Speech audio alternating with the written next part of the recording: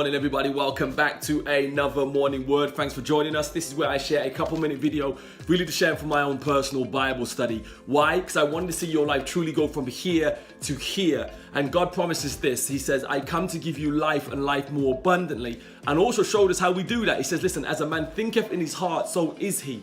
So if we can think like God, there is no valley that we can't come through and no mountaintop that we can't reach, because there is nothing that is impossible for God, which means there is actually, if you believe, there is nothing that's impossible for you too.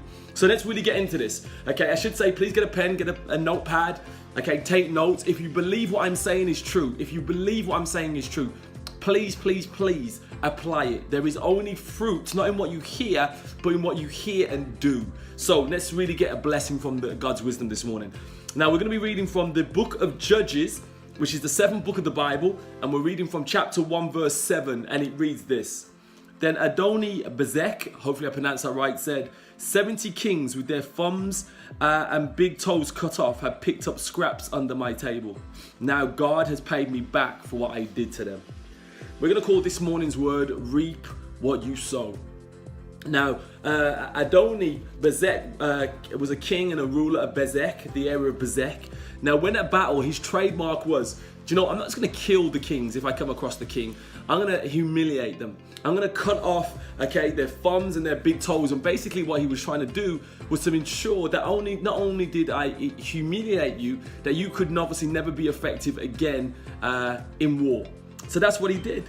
Now, you imagine years later, I don't know how many years, but years later, that was the same thing that happened to him. When he faced defeat, instead of going out in glory and just dying and that's it, he was humiliated. I can't even get that word out this morning, and had his thumbs and toes cut off as well. So you reap what you sow. So what's the principle that God was really trying to show me is that if you go around sowing seeds, and seeds are decisions, so not physical seeds, but every time you make a decision, it's a seed. And every time you plant a seed or a decision that is negative, that is evil, that is full of hatred or bitterness, unforgiveness, guess what? That will one day, and I don't know if that's in 2 months, 5 months, a year, 2 years, 5 years, 10 years, a decade, I don't know, but it will blossom.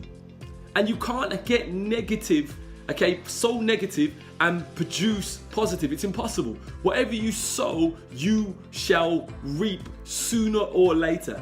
So that's why it's so important that you sow good decisions, sow good seeds of positivity, of forgiveness, of love, of righteousness, of encouraging, all those positive things.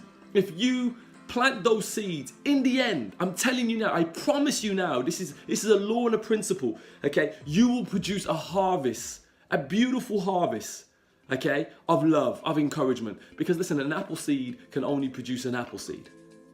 An apple seed can't produce a pear. So here's the question of the morning.